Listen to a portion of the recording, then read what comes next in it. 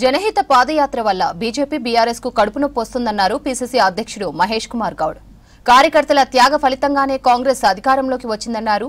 ప్రజల్లో జరుగుతున్న వాస్తవాలను తెలుసుకునేందుకు జనహిత పాదయాత్ర చేస్తున్నామన్నారు. పాత కాంగ్రెస్ వారి వల్లే అధికారంలోకి వచ్చామన్నారు. రెండో రోజు కరీంనగర్ జిల్లా జనహిత పాదయాత్రలో పాల్గొన్నారు నేతలు.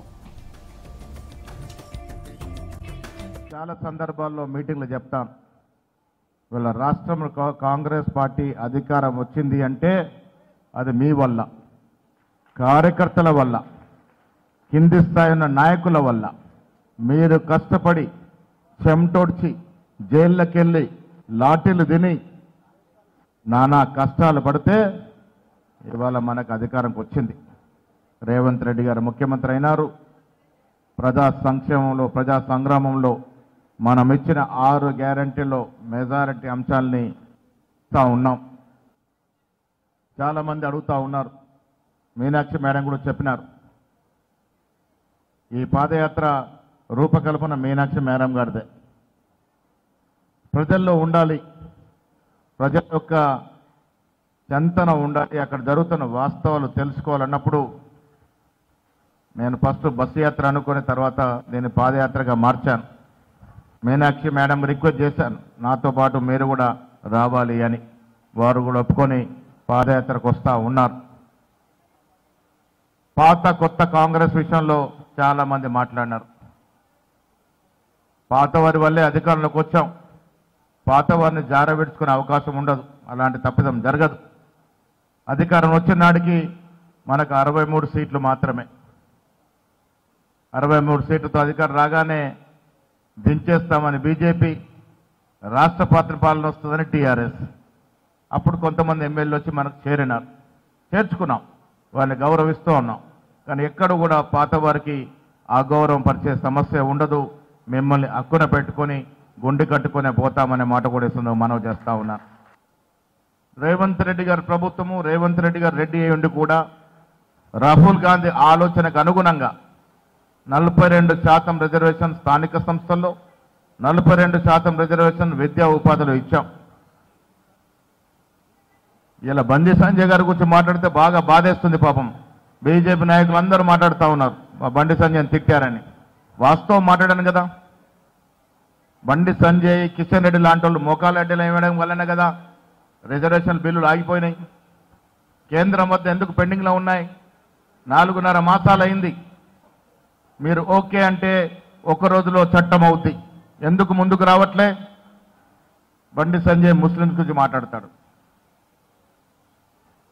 నేను కొండగట్టు ప్రాంతం నుండి బండి సంజయ్ గారికి సవాల్ విసురుతా ఉన్నా, దేవుడు పేరు చెప్పందే మీరు మళ్ళీ గెలుస్తారా?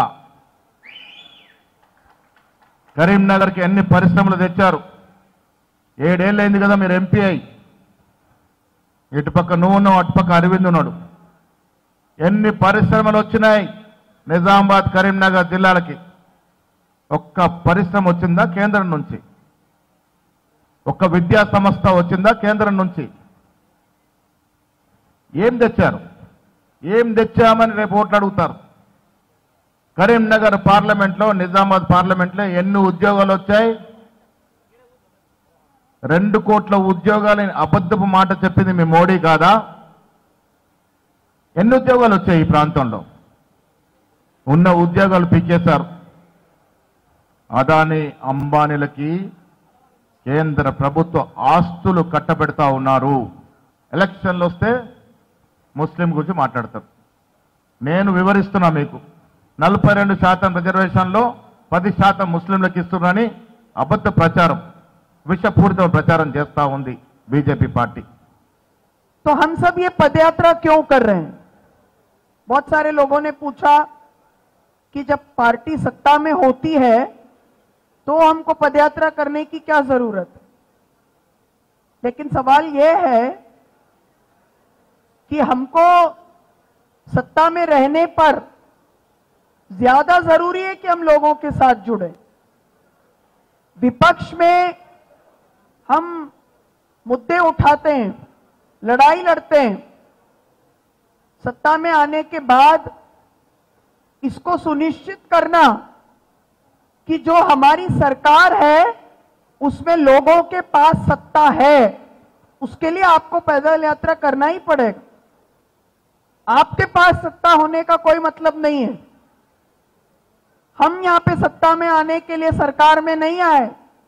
लोगों की सत्ता हो, लोगों के हाथ में सत्ता की बागडोर हो, इसलिए कांग्रेस की सरकार बनी।